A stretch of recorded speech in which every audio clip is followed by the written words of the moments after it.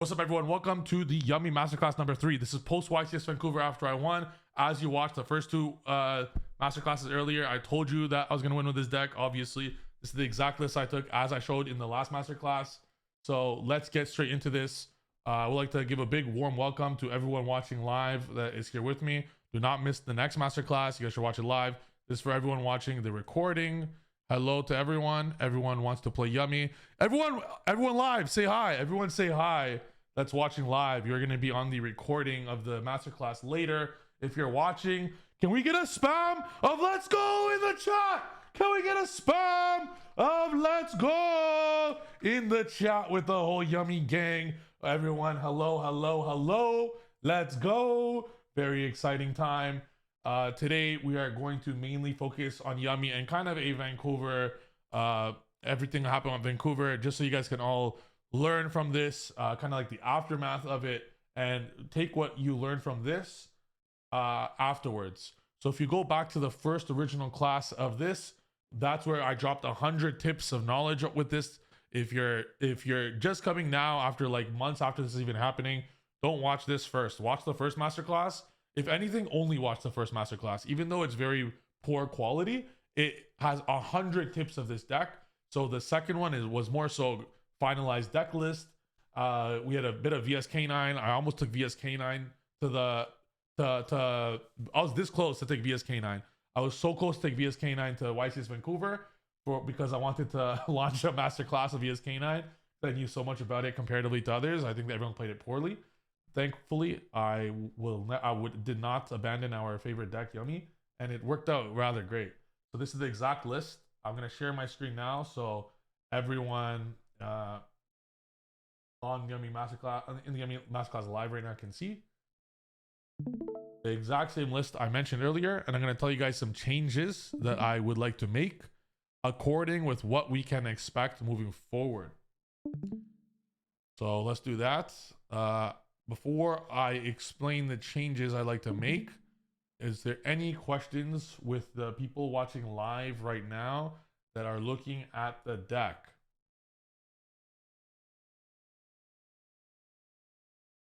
The exact same deck that I showed in the last one.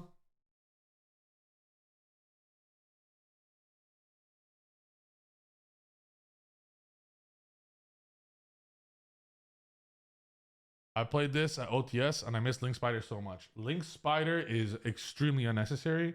I'll explain why. There is a plenty of ways to Link Spider. Every line to play around Nibiru, as I showed in the first class, the original line that I posted is to make Link Spider to play around Nib, and that's what most people on YouTube are showing. But Onari simply just gives you a better end board. While not requiring the Link Spider, allowing you to save a free spot. The only time Link Spider comes up is very specifically when your Cup C Yummy gets negated. So if you don't have a way to chain block it, for example, and it gets hit with Ash or Purge, if it gets hit with it won't never get hit with Imprimer because of Link 1. But if you don't chain block it and it gets hit with Ash or Purge, that's when you don't have surprise in your hand. That's when sometimes Link Spider comes up, but that's very rare. And in those scenarios, if you start with Obedience or whatever it might be, if you already have a bunch of names, your first play you put to the board is a Croaky and not Minion. So there's 1,000 ways to play around Nibiru. I played around Nibiru every match, no matter what. Like Link Spider did not come up even once whatsoever for me. But you have to be aware of the lines without it, of course, as I showed in the first class. Why did I opt to play a Croaky? A Croaky is very important for the Draco Tail matchup. As you guys know, this is my most hated card ever. It's very vital against two people. I'm gonna tell you guys right now. A Croaky is vital against Draco Tail. You allow them to you allow them to fusion summon once. Once they fusion summon once, they will then put the spell that they did not activate set on the field, or both if they start with a 5 mana. To which then you immediately go a Croaky, you pop it. And then right after that, Starham into Herald. So you stop the first one, and then you Herald negate the other one if they start with 5 mana. If they don't start with 5 mana and actually use a spell, you pop the other one with the Croaky, and then you put up a Herald anyways to stop the next line. It's incredibly easy to defeat Draco Tail. Draco Tail used to be a very tough matchup, but by doing the line like that, it was tough because before no one knew how to interact with Pan properly and Malulu and their non-targeting interruption. But if the way you have to do it is at the conclusion of the fusion summon, when the non-targeting interruptions are done, you need to win the chain link of the non-targeting interruption to always have 2 link 1s and 2 level 1s in the field. You allow them to negate or destroy 1 link 1 or 1 level 1, and immediately afterwards, the link 1 will place a Croaky, as to which you'll then go into your Lollipop, and then the other Snatchy will make the Herald while a Croaky pops the other. It's actually a pretty easy matchup. And when it goes second, you have a plethora of hand traps that stop them, such as Purge, Ash, Bell that stop their interrupts, or Valor, Imperm, Ash, Purge that stop their actual fusions. And if you look at Jesse's list, for example, going first, he only has 3 fusion spells and like 10 ways to normal summon to get to the fusion spell. So Valor, Imperm are the best hand traps of the format, literally. In the beginning of the format, people said Valor, Imperm were the worst. They said Valor, Imperm were the worst. There's no hand trap I'd rather, okay, other than like Ash or Purge or whatever. But Ash, Purge, say Ash, Purge, Valor, Imperm, these need to be maxed out. Maxed out. Unquestionably, Ash, Valor, Purge, Imperm. Maxed out. Main deck. Unquestionably. Thank God I played Valor over Prulia. Incredible. You never, going first, you're gonna get hit with Fualos. 100%. I felt like I got hit with Fualos almost every game. That's what it felt like. At least once every match, that's for sure. In 15 rounds. This deck does not give a flying fuck about Fualos, especially when because of your hand traps. This is why you don't want too many Charmies. If I open Fualos, I'm normal summoning that shit and I'm making Almirage. Almirage is number 4, is the 4th Snatchy in your deck. Almirage, you are making almost every game going first if you're normal summoning a Yummy. If you could save it for the discard, you could save Fualos for discard, I guess, if you have like Obedience and Engage. But if you have Yummies in your hand, you're always normal summoning the Almirage as basically the first Snatchy, and you end up saving a Snatchy so you don't lose your Snatchy so quickly. Utterly mandatory. Can you show how to play around Nibiru with Obedience School? 100%. I've done that plenty. We'll do that a bit later. Metaltronus, more hand traps. The only non-engine I want in here is hand traps. I don't want anything else. No other non-engine is allowed other than hand traps, unless you're going first, which Crossout is the only other card I could think of wanting to play first because it allows us to play. However, that then merits us playing bricks, which I am extremely against, especially because we don't brick with this deck. So we don't want to add more when it's unnecessary. Did you ever open Engage and Purge? 100%. Plenty times. Do you just opt to not play Purge? Never. You will always Purge them when you open it, but you'll just use Purge last, if that makes sense. Like if you don't need to Purge, you won't. However, if the option is like, am I gonna let this Ripper resolve to get a free negate in my turn, or am I gonna use Purge even though I have Engage in hand? Ripper every fucking time. Worst case scenario, the Engage just equals 1 extender. 2 extenders is combo. Typically Engage is full combo, yes. But at the very least, it gives you a link 1 to play with even under Purge. It's okay. I never side out Engage ever. Never ever side out Engage ever. The cards you want to side out is 1 Cookie, 1 Lollipop, 1 Croaky, 1 Surprise. I'd only side out 4 cards. That's it. Never side out Engage or Prosperity ever. Because the only way you win going second is by opening one of the 8. You need the extenders. The normal summons is how you lose because they are fake. They're gonna Nash Knight. Let's say you open 2 Cookie, 2 Lollipop. That means that you open only 1 play and 3 bricks. You get what I'm saying? They're gonna do their 1 interruption. When you triple hand trap them to Oblivion, they end up having 1 interruption. Something like a Nash Knight. Something like maybe they have like a 1 Holly Sue play. Some little shit like that. Whatever. Like depending on the deck, of course. They have 1 line. So you don't want to like that or empty like their 1 play through Fualos is like a MTP or some shit. You don't want to have your Cookie or Lollipop going second. So you want a plethora of Engage and Obedient Schooled and Prosperity. Yeah, Croaky's effect. Guys, the 3rd effect of a Croaky came up 0 times, by the way. The 3rd effect of a Croaky came up 0 times. This deck does not go in the grind game. You literally win immediately. And the grind game means like when you exhaust all 4 of the link 1s. You have any idea how long it'll take to unlock to go through 4 link 1s? You win by turn 1, 2, 3, or 4. It does not go past that, and you'll never need 5 link 1s. That's all you need, but it's okay to have when you need it. and both effects come up. To play around Nibiru, to play around Interruption. Going second a Koki game 1 is not that bad. Like, I'd rather not see it. You always side out a Koki going second. However, it's not the worst in the world against some matchups like VS, where Rosin will always pop something, Holly Sue will pop something, shit like that. It'll leave the field, right? It's not bad. I did not miss 1-for-1. It's good, but it's not necessary because of how many one card starters we have. Also, surprise acts as an extender. Something I realized as I'm playing in the after 1,000 fucking matches.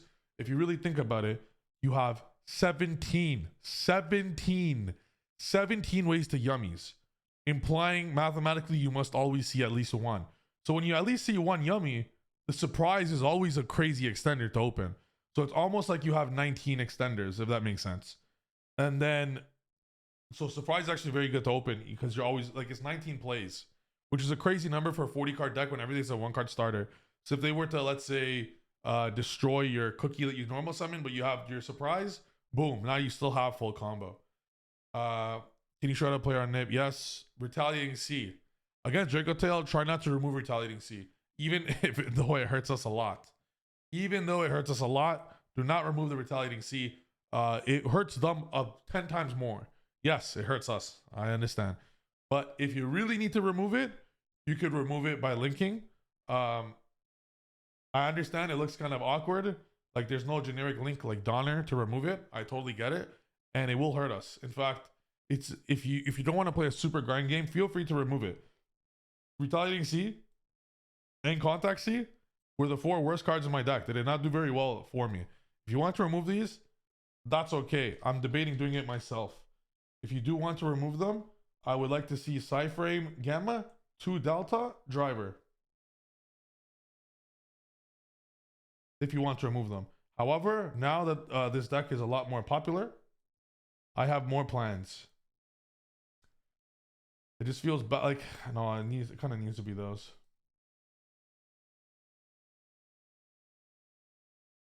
Yeah, do that. Something like this. This is the only change I would make to the entire deck. But this was only because this was if I still play all of VSK9. You have to keep in mind, every single person is going to be playing Yummy for a while. So I think, but here's the thing, with everyone playing Yummy, that means some people play more people play Draco Tail as well. So what I actually, you know what? I think it's removing Lancias. With no YCS left and Mala's going to be banned anytime now, what the fuck do we need Lancia for?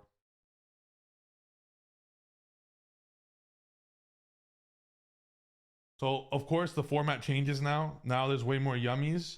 So you're going to want to plan accordingly and build accordingly for that.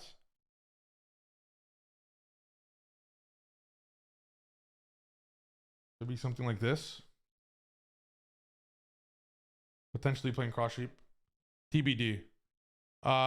We could play one Cross Sheep 100% because everyone will be playing it. Board Breakers will never in a billion years be better than Hand Traps. Always play Hand Traps.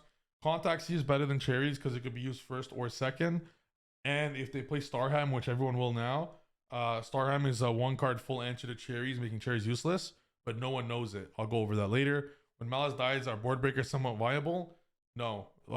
Guys, never play Board Breakers again. Board Breakers are this happens literally every format. Some testing group is like, yo, let's try breakers instead of hand traps. And it's just objectively worse over 13 rounds, 15 rounds. You will regret it. You will regret playing breakers. Everyone will get lucky. Let's say there's 20 people in a tournament taking breakers.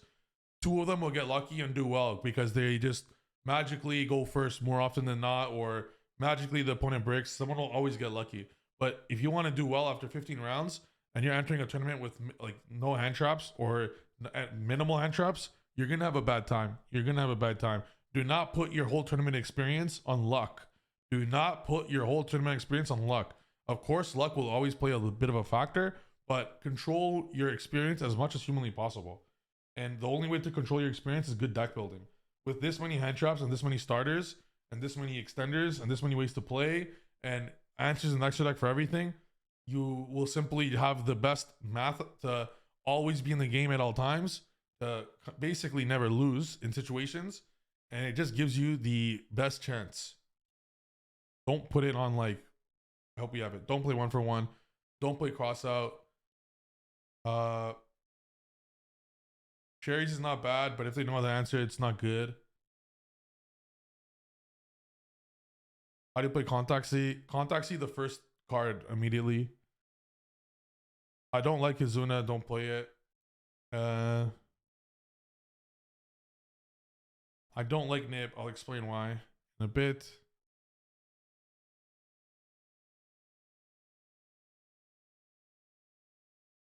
Okay. What's up, Gunther? All right, so I'll tell you guys why Nib is not good. Okay. Imagine post side deck now, right? So we're siding out all of our a lot of our starters. Okay, I'm just gonna whatever. Let's say Bell is bad against some matchup. Let's say you're looking like this. Whatever, just whatever deck this is. Doesn't matter against what deck. Let's say this is what your deck looks like post side deck. You have so many good starters, right? Okay. Well, you just hand trap your. I'm gonna remove cards. So imagine the last 5 cards of the cards that are in your hand. Okay. So you nib them. The Asha Perulia. You have the Veiler at some point, and you have 2 cards. Let's say a Yummy and like another Veiler that you just didn't use. But wait, Yummy's a bad example. You have like an Engage, a Veiler. This is a good example. Even Obedience. You have Obedience, Veiler, and you just hand trap your opponent 3 times, and you draw into Perulia. This is very normal, and you have Nibiru on the field. Of course, everyone knows, you know, just normal Perulia, maybe Almirage, maybe SP, banish itself, or just make Donner. Is everyone in agreement? Do you guys get what I'm saying right now? Like you hand trap your opponent 3 times, you have Nibiru, you have Obedience, and you just draw into Perulia. This is very normal. This is very normal. Even with the perfect extra deck, let's say we add Donner. So that means you have to normal summon the Perulia, make Almirage. You think your opponent's stupid? They go SP, banish itself. Do you really think that's gonna resolve? Even if it's Donner, do you really think they're not gonna do their singular interruption to not allow you to Obedience? Do you really think, like, are we really that cocky that we think our opponent's a dumbass? That they're gonna, like, we're going out of our way to SP our own SP or to Donner some random shit just to clear our board? Dude, they know that you're playing Obedience School. They know you're playing Engage. You will never go that far. Ever. That's my problem with Nibiru.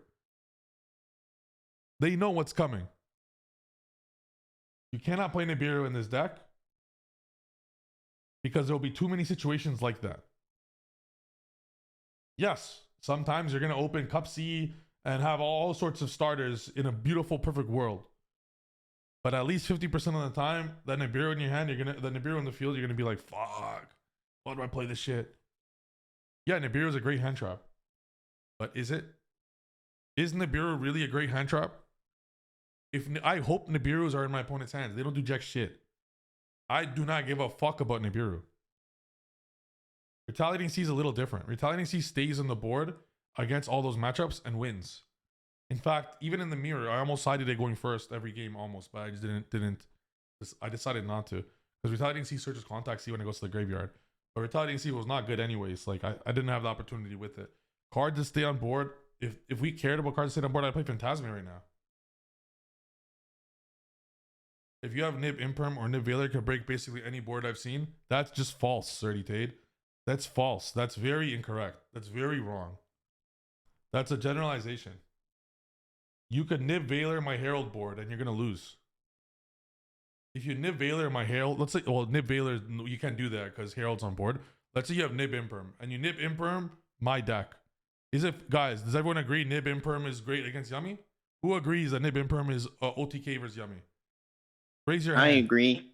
You agree? Who else agrees Nib Imperm is OTK against Yummy? Anyone else? No, you just got trolled, bro.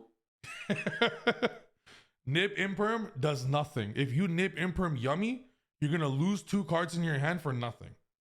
You're going to begin your turn with 4 cards. And I'm going to have the exact same amount of 8 interruptions that Yummy has while you have 4 cards. No matter what I open with. Even if it's Obedience, even if it's Engage, even if it's normal summon Lollipop. I know it doesn't seem like that. But when you save your cookie, you will never, I don't care if your hand is like the shittiest hand. You guys have to remember, one link one, one level one. Sorry, I don't know why I pointed at Baylor. One snatchy, one cookie, or one snatchy, one lollipop. One link one and one level one on the board is immediately 8 interruptions. Even if you pass on one link one and one level one, that's why this deck is so damn good versus Fualos. One link one level one is the full 8 interruption total amount of yummy interrupts.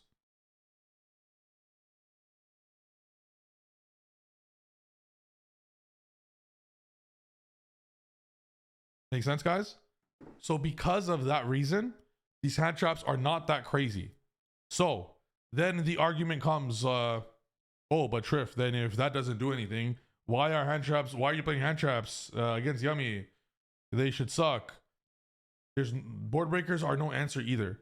If you board breaker a hand trap Yummy deck, you're gonna have 3 hand traps in your hand to deal with your opponent's 2 starters.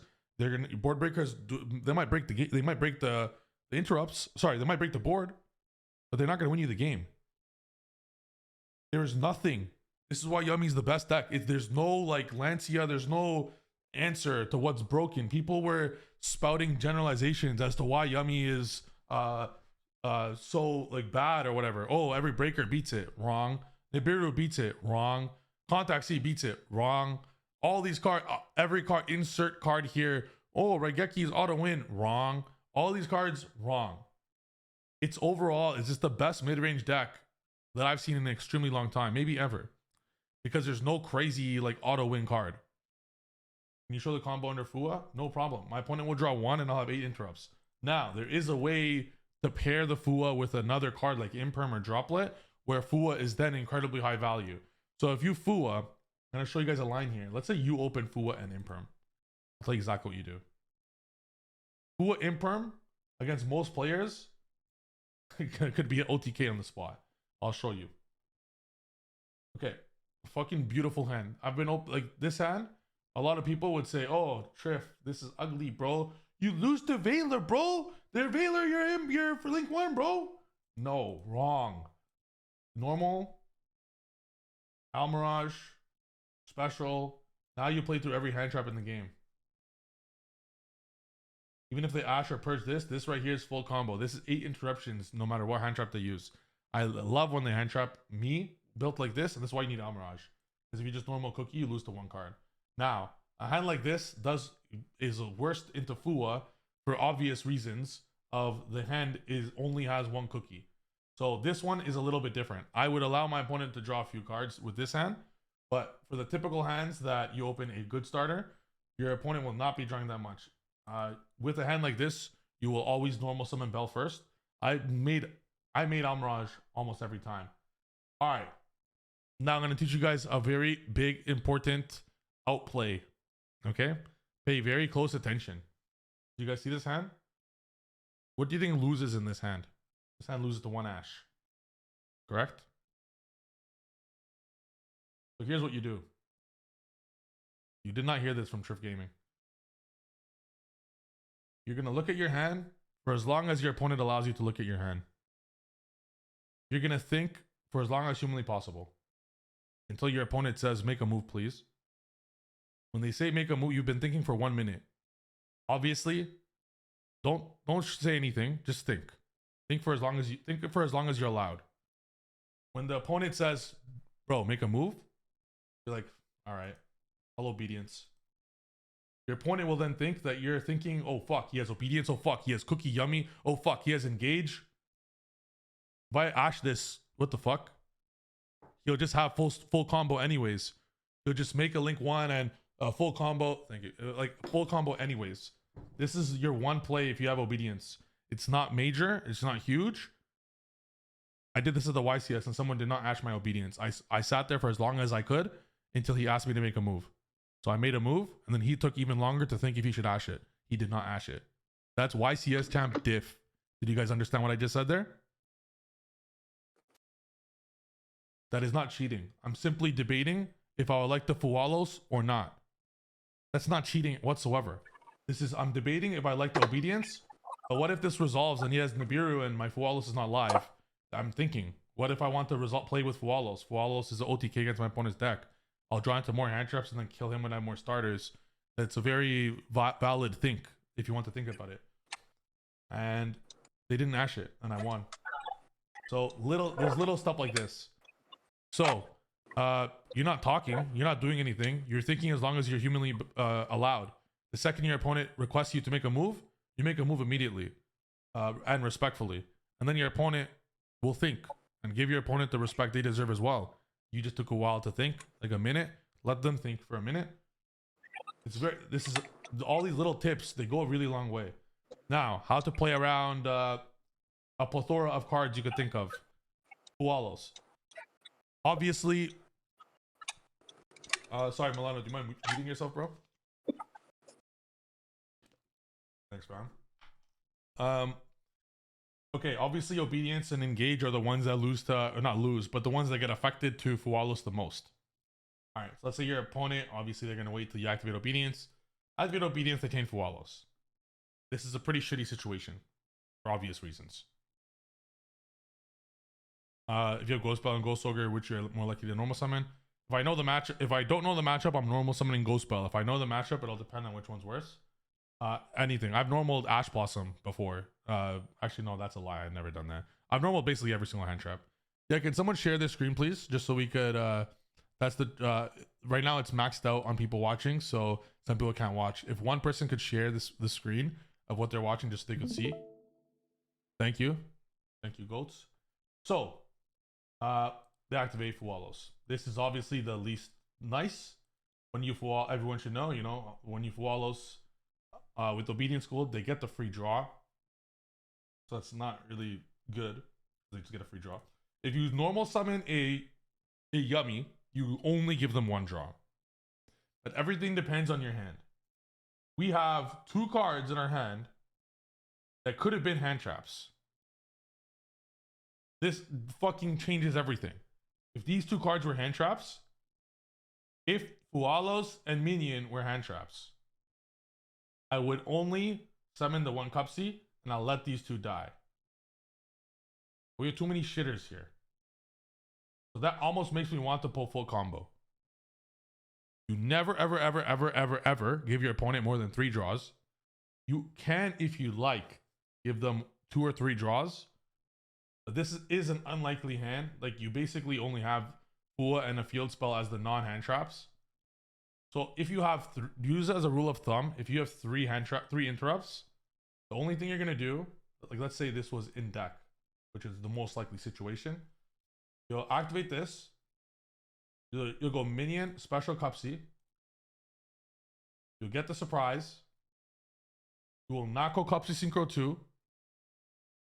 In this situation, you're going to set 2. And you're going to ask your opponent, anything here. If they're shit, which is half the players in Yu-Gi-Oh!, they'll just randomly nib you for no reason. If they say no, nothing there, you reset the other surprise. Go to end phase. Let these 2 die. And your opponent, this is 8 interruptions.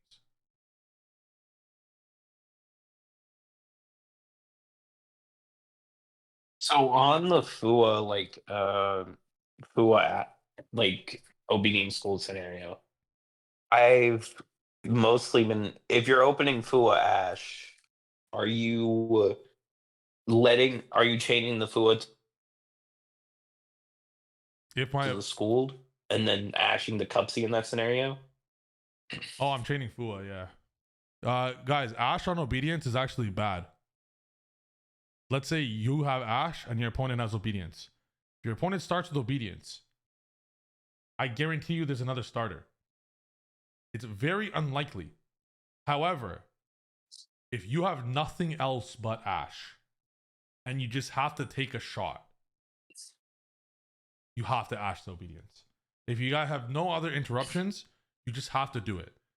Most hands, yeah, but by the way, guys, from now on, all questions, just type it in the chat. It'll be easier. Most questions, most situations, you're gonna have obedience with something else. So if you have Fua and Ash, I would Fua. If you have Ash and multiple hand traps, do not Ash the obedience. You have to leverage all your hand traps because if they normal summon something, you just lose after. Any other questions, guys? Just please type the questions.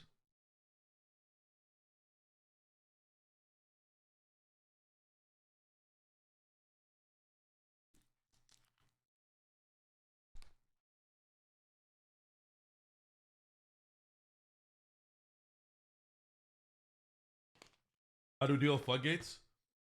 Top C, search, quick play spell, bounce. I bounce it to Kobo. Well, I obedient schooled. 3 monsters on field. He activates to Kobo after I had 3 monsters on board. I don't know why. And then I activated surprise from hand. Misinfo. Let's go.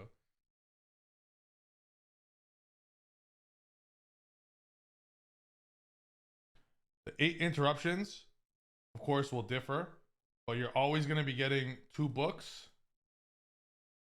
1 pop, 1 pop, 1 herald, 2 bounce. That's 7. 1, 2, 3, 4, 5, 6, 7. So 7 cards will be interacted with for these 2. If you have another 2 bodies, you're also going to have at the end a herald. That's where the 8th comes. The 8th is the second herald, but if it's just a level 1 and link 1, it's these. But if you end with all the link 2s engraved, it's 8. So you guys know how the normal end board is like this? The normal end board has the 2 link 2s engraved. That's when it's 8 interruptions. I don't consider lollipop an interruption because it's actually very rare it equals an interruption. Only against some specific decks. Do not play, guys, do not change the engage count. If engage was at 5, I would play 5 engage and I would not question. Do not touch engage. Don't even side out and engage. If you draw both engage and hornet, who cares? Do not touch a single engage, even post side deck. 1 for 1 is a neg 1. Period raise web is a normal summon. Do not touch this. If you were just so happen to open engage and hornet, that engage is the card you will discard off Cup C Synchro 2. So it's okay. But you need to open engage. These are actually mandatory to open. So if you guys see the prosperity with the obedience and the Sky Striker cards, that's 8 spells. If you do not open one of these spells, you will have a bad time going second. This deck cannot go second without one of those 8 spells. You will have a bad time.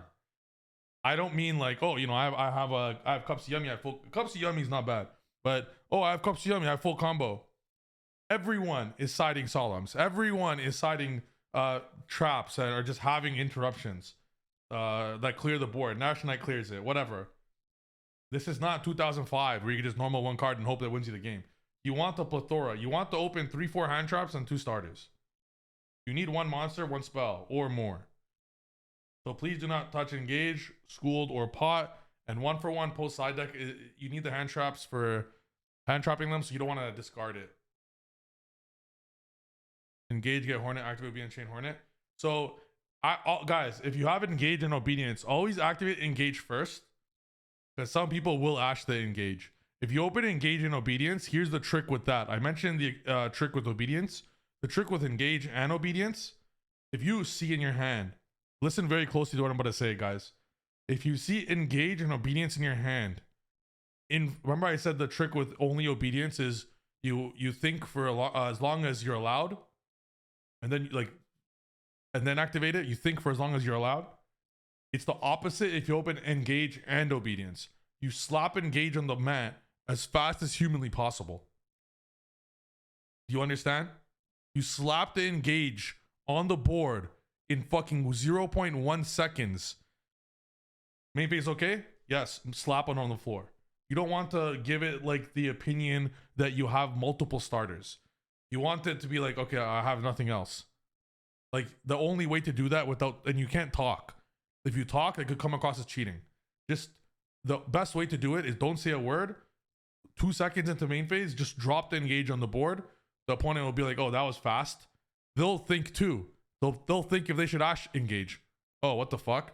He didn't even think if he should start with engage or another yummy. All right, ash. Then at least try. most of the time your engage won't get ashed. But it's the highest likelihood of getting ashed is if you activate it as fast as humanly possible. Then, let's say engage does resolve. All right, now you have Hornet Drones. Activate, if you're going second, you need as much as monsters on board as humanly possible. Activate Obedience. If you're going second, activate Obedience, Chain Hornet in a situation where you see that you can't clear your board or they can't negate Obedience. If you're still going second and let's say they have Herald, or let's say they revealed an Ash Blossom from Stake Your Soul, or they have a spell negate, obviously do not reveal Obedience. In the scenarios where you think that that deck has the ways to get rid of the obedience, like to negate the Obedience, activate your Hornet Drones in that situation, wait for them to use a spell negate, or you SP it eventually or some shit. Then if you even have to enter battle, kill this SP and then use Obedience, do that. But if they don't have an answer, like if they don't have an Ash that was revealed, or if they don't have a Herald on board or some way like a spell negate that you know of, activate Obedience and Chain Hornet going second because it gives you 4 bodies. However, going first, do not activate Obedience, Chain Hornet going first, because going first, it's extremely susceptible to Nibiru. Even though Hornet Drones doesn't get tributed by Nibiru, which is a very important trick. If you read Hornet Drones, it says this card cannot be tributed. This is very important because even through Nib, it'll stay on board, which is very good.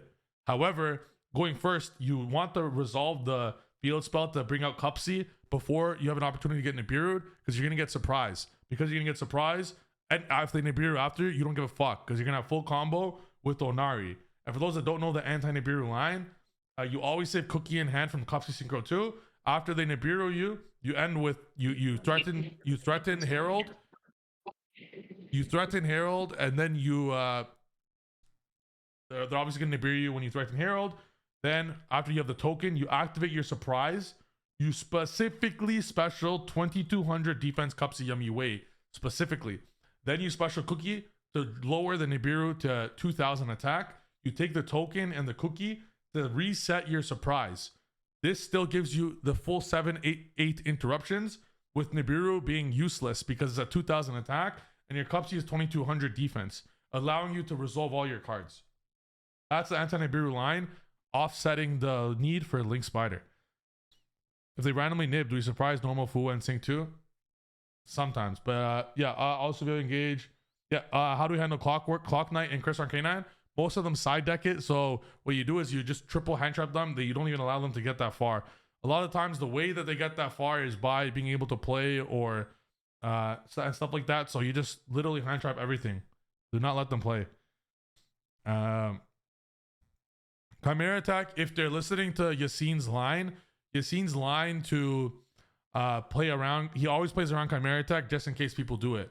So the line to play around Chimera attack makes it so if Infinity is in the EMZ, you're not able to, like, you can't just make it with Infinity.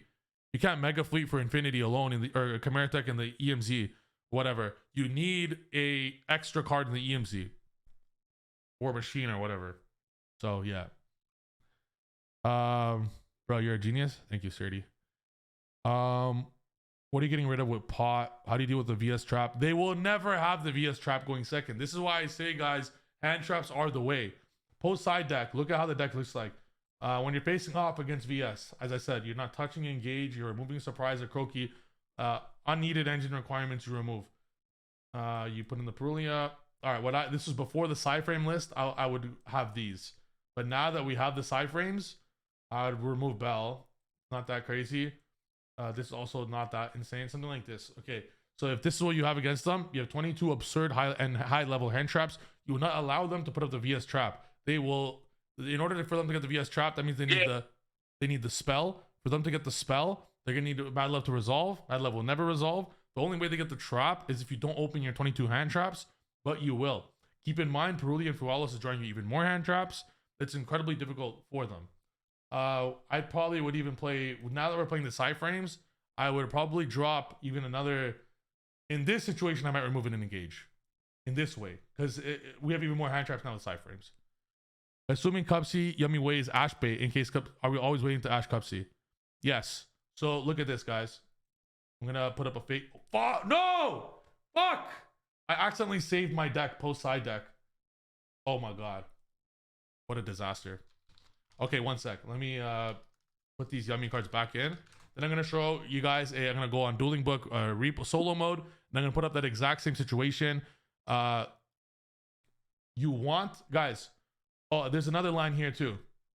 Let's say you have Engage and Cupsy. I have to go over this. This is a very important line that will. You have to bait your opponent, guys. Yu-Gi-Oh. Yes, Yu-Gi-Oh is not poker. Yu-Gi-Oh is not poker. I totally understand. But if to some little extent, it is a strategy card game, just as poker is. You need to give yourself as much advantage in the game as possible, and by not being obvious with what you have and in your hand, if that makes sense. So I have to teach you guys even more lines I figured out literally as playing. I played this deck thousands of matches before the YCS, and I still learn new shit at the YCS because you're playing such a high, like, important tournament. Ways to make it seem like you don't have starters. So I'm gonna go over that as soon as I put back all my lovely yummy cards. Give me one sec. Prize, a croaky. Oh, also, next set. This card's absolutely fucking broken. I already began testing. Continuous spells dog shit, but that's okay. Marshmallow is a 3 of, and it's instantly better than every yummy card in the deck. It's better than Cupsy. This is the best yummy card by far. It's fucking broken. It fixes every problem of the deck. Banished minion is no longer a problem. This gets back a banished minion. On top of that, this is a free special summon. So going second when they get rid of your normal summon Yummy, this is a special summon. It does turn on Izuna. So you do not start with Marshmallow until later when you have Synchro 2s in the field. That way if they trigger an Izuna later, you just use a Synchro 2. But this is so good. Such a broken card. Anyways, let me refix this real quick.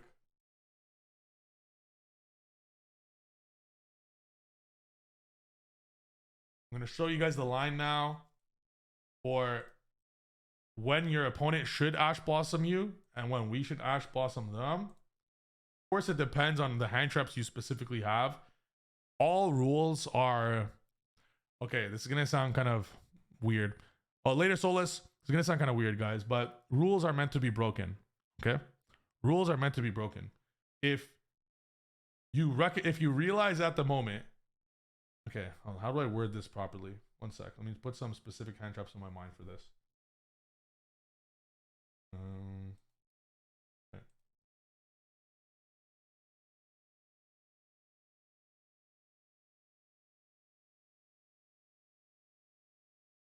Let's say this is your hand. Okay. Let's say you're going second. Your opponent activates Obedience Schooled. Okay. Let's say your opponent activates Obedience Schooled.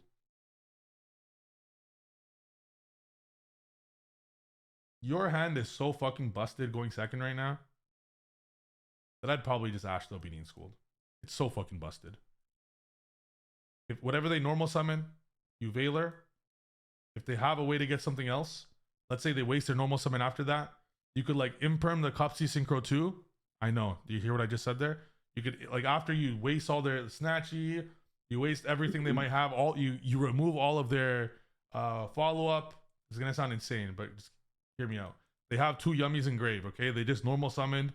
You could imperm the Cupsy Yummy way. They'll chain it, obviously. And then you chain Bell. You let them add 2 Yummies, but they just wasted their normal. They already wasted Obedience Schooled. They already wasted all their starters. You let them have, like, you know, so there's like, rules are meant to be broken. Like, sometimes you Ash Obedience, sometimes you don't. It depends on the chronological cards in your hand trap wise, to what you stop. And then you just Obedience and pray they don't have Ash. So it depends on what you have sometimes. Like, it's pretty tough to not Ash Blossom Obedience. You get, it's pretty tough not to. But there are some weird niche scenarios where your opponent is fucking ass and you could tell they're shit by how they play. And like, they're obviously not trying to big brain you. And they're actually thinking if they should Obedience or use like normally Yummy or activate Engage. In that situation, if you could just read it, I don't know how to explain it. If you could just read it, you don't Ash it. Like, rules are meant to be broken. They're not like binary, like 0s and 1s. They're not numbers. Like, it's, you have to make your decision at the time. What you believe in your heart. I know it's tough. I know it's difficult, but Yu-Gi-Oh is not a game of spreadsheets of flowcharts. It's you have to understand theory. I hope you guys got that there. So sometimes you Ash it, sometimes you don't. I know it's weird, but for the most part, if you want to play it easy, just Ash it. for the most part.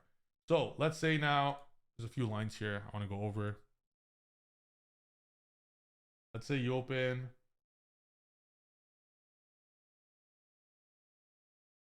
I'll give some examples here.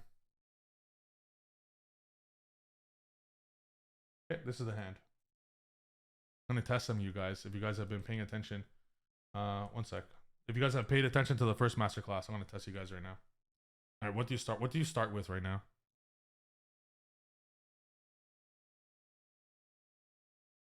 Okay. What do you do after this? Kagari?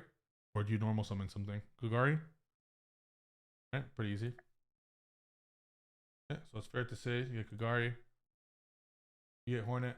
All right, what's the next play? You have Kagari and Hornet on board. What's the next play?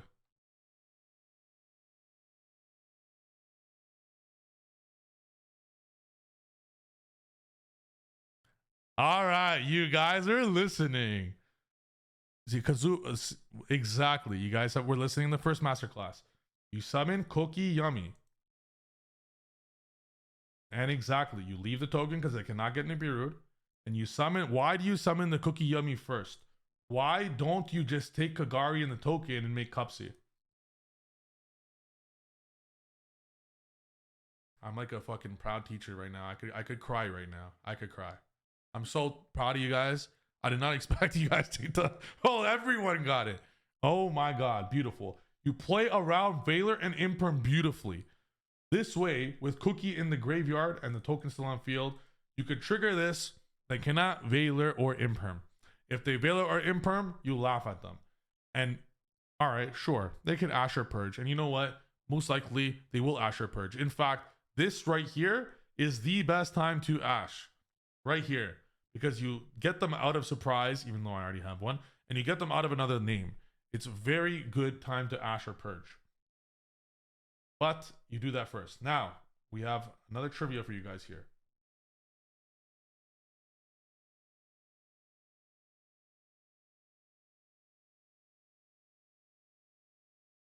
Same thing.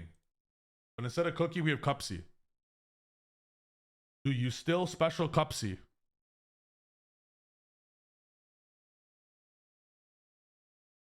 I'm like a proud father right now. It's like my kid just like scored a goal in like soccer or something. I'm very proud. In this situation, you allow them to Valor or Imperm. You tell them, give me that card in your hand. It's mine. Just how Milano snatches noses, you're going to snatch that 6th card from your opponent. Your opponent is going to be playing against you with 5 cards now. You allow them to Valor or Imperm, and you don't give a fuck because you have the Cupsy Yummy. However, you don't special it immediately. You let them hand trap this or Ash or Purge. You want them to stop this card if you already have Cupsy Yummy. This is the main card of the deck. This fella right here, Cupsy Yummy, is the main card of the deck, with Cupsy Yummy Away being the second main card of the deck.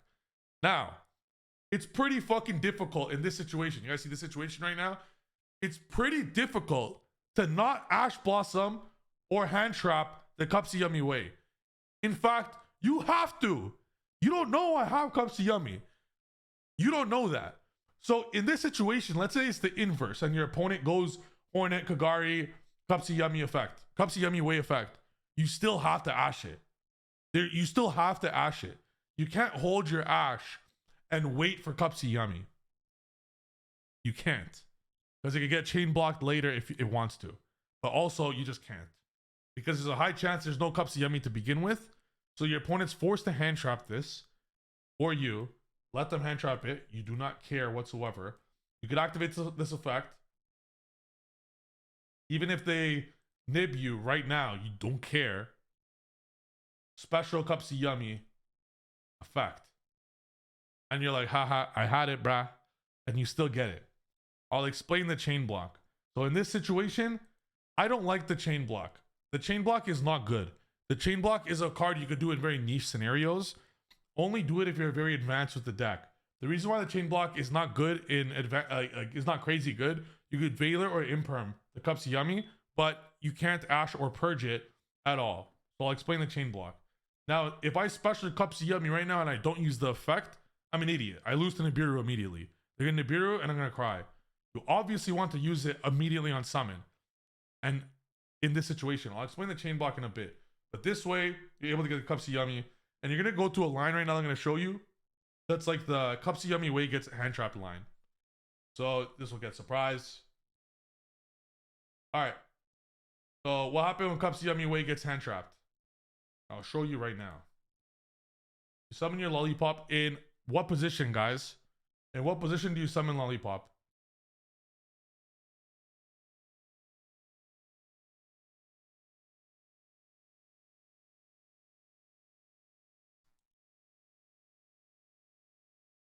In attack position, because it is harder for the opponent to kill this, and we want this to survive.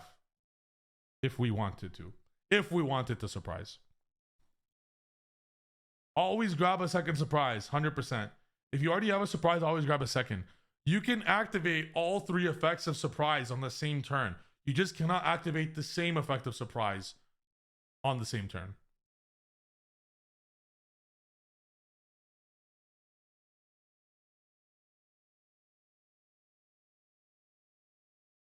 So yes, now there's a plethora of ways to do this.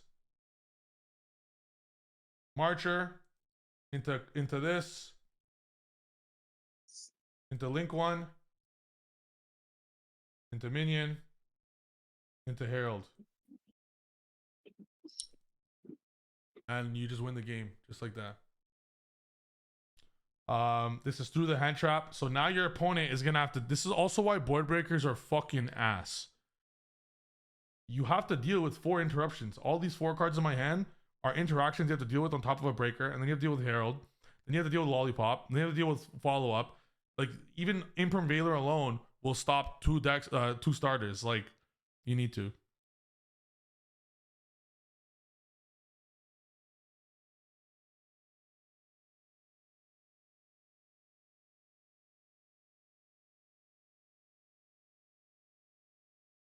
So in this situation, you're saying, so question for you then.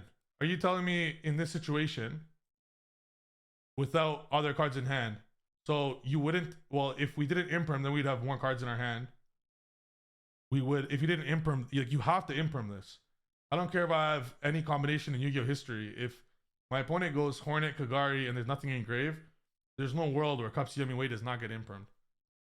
And in that situation, we would have all the other yummies in our hand because of Cupsy.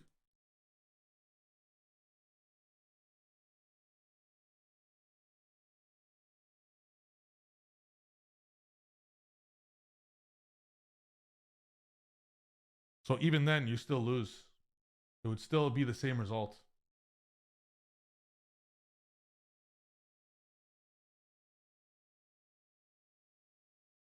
You have to imperm. You have to imperm it.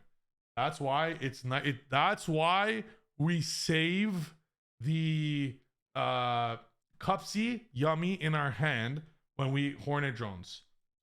They have to imperm. Like, you have to imperm the Cupsy Yummy Way no matter what. You don't want to reveal that you already have a Cupsy. You never want to reveal that ever.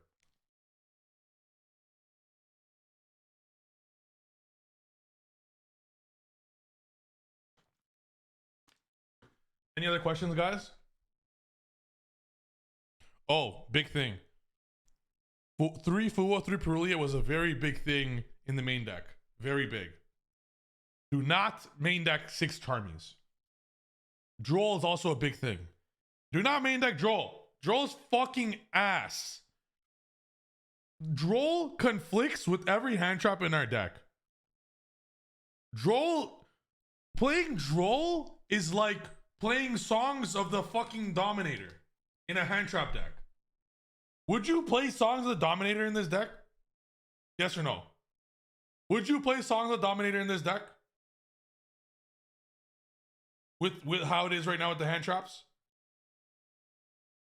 Never. Do you want to know why? Because it conflicts with Fualos, conflicts with Veiler, conflicts with Ash, conflicts with Bell, conflicts with Ogre. That's 5 hand traps in the deck that it conflicts with. You want to see what Droll conflicts with? You're facing off against Vanquished Soul. They normal Razen. You have All right. If you activate Fualos, Droll conflicts with that. You waste your Fualos for nothing. Conflicts with Fualos. Are you gonna Veiler Rosin or Droll on res? I'm not letting my opponent search fucking Hollysu. I'm Veilering. Droll conflicts with Veiler. It conflicts with Ash Blossom. It conflicts with Imperm. It conflicts with Purge. Literally playing Droll is the same equivalent as playing Songs of Dominator in this deck. So please remove Drolls from your deck entirely. Please. Ugliest card. Next, as for Perulia, this is a mid-range deck. This is like Blue Eyes playing Flawless and Perulia. We're just a 10 times better mid-range deck than Blue Shit Eyes White Dragon deck. You do not want to get Fualos and have Fualos Perulia in your hand. You remember the situation when we got hit with Fualos with Obedience and we had Fua and Field Spell? You don't want that situation with dead cards in your hand going first. You want as many hand traps because it makes sure going first, like it doesn't, you don't give a fuck about Fua. You don't care about getting hit with hand traps, Nibiru, like this also why the deck doesn't care about Nibiru or infinite hand traps. You want all the hand traps live. And Veiler and Imperm are the best hand traps paired with other hand traps. After the ban, no. I'm selling my songs. I might rip open my songs. I might eat them. No, hand traps will always be better. I thought breakers would be better next format when Malice is dead. Wrong. I would play hand traps against all three decks right now as we speak. Think of Draco Tail. You must make it difficult for the opponent. Draco Tail bricks so much. Trust me, I've tried Draco Tail a lot. I've tried cool version of Draco Tail. I've tried the pure one. I think the pure one's the best. I like Jesse's version the most. They only have 3 ways to fusion summon with the spell card. If any idea, that's 3 starters. The only way they fusion is like 10 normal summons. So that means Veiler or Imperm ends their fucking turn. Veiler or Imperm ends Draco Tail's turn entirely most of the time with 1 Veiler. And I'm not even being I'm not coping here. For real. The next playset of spells only fusions if we have a monster. When we go first, we don't have Nib, we don't have anything. The only way they fusion summon is, especially because everyone's going to play Jesse's list with 2 Cartesia and no Poly. So if you only have 3 fusion spells going first and like 10 ways to fusion going first, if you normal summon, if you Veiler that summon, you're telling me you can't deal with one interruption on your turn? This deck destroyed Draco Tail. Hence why board breakers suck. Next. 10 rounds. 13 straight matches I won with hand traps. 10 of those 13 were against Vanquish Soul Canine. I was not hit with Smashers once. Smashers did not resolve once. I did not allow Smashers to resolve once. That's not even just luck. When you have 23 hand traps both side, you think I'm just gonna allow us 3 level 5s to hit the board? You guys do know that Lantern, read Lantern. And everyone read this for me out loud. Right here. What's this say? What's this say? Can everyone please tell me? Would you guys like to know the attribute of Paradise Smashers? It's light. Can you guys now please tell me what this says? Your opponent will try to cheat you. Many people, many players against me playing this tried to summon Smashers with these cards. Like the second I saw 3 5s hit the board, I put my hand in front. I'm like, don't even fucking try, buddy. They read it. Oh, I can't, so my bad. Fucking idiot. I'll never, there's one dude fucking near the end of the rounds. I couldn't believe he tried that on me. Buddy was 8-1 or 7-1 or 6-1. I forgot what the score was at the time. And he literally tried to summon a 3 material Smashers with this. And he read it. He's like, oh, I never knew that. Yeah, fucking right, bud. Anyways.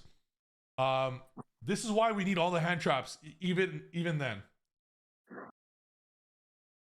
Any mirror specific advice? Yes. This will come down to my match with Jib in top 8. I'm gonna go over this right now.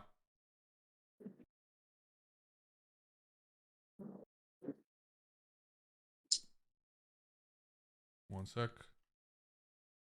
Okay.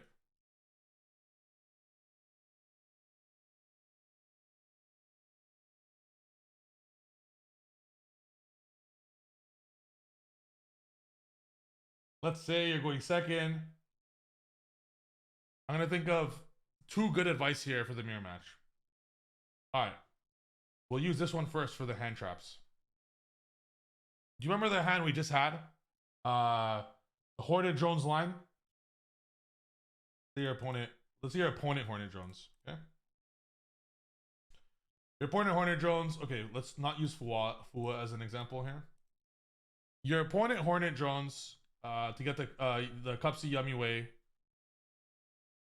I'll go over it. From what I remember with them, I'll go over it. I remember a lot of it because that game 1 against Jib should have been like, that was one of the craziest Yummy mirror matches I've ever played in my life. I broke. He also did great on game 3 when it was the inverse. It was his board. I think it was this.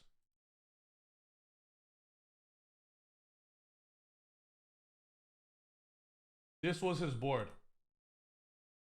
How the fuck do you beat this? He had all these 6. How do you beat this? By being Trif Gaming. I won this game. He had this setup. I opened 0 hand traps.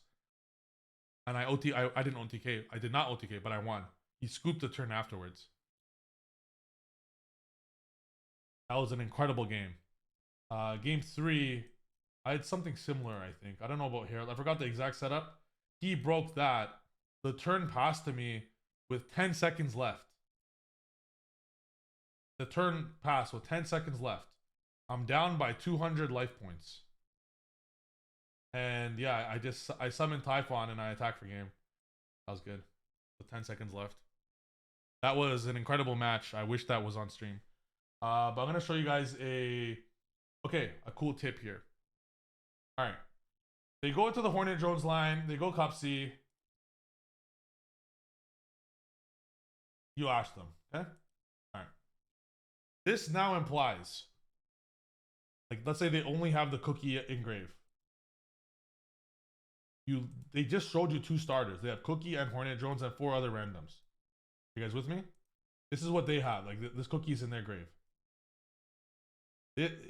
Very likely, they're not going to special any other yummies the rest of the turn because they don't have any. They already used 2 of the starters, and you didn't allow them to search for others. You guys understand that? This is a huge tip.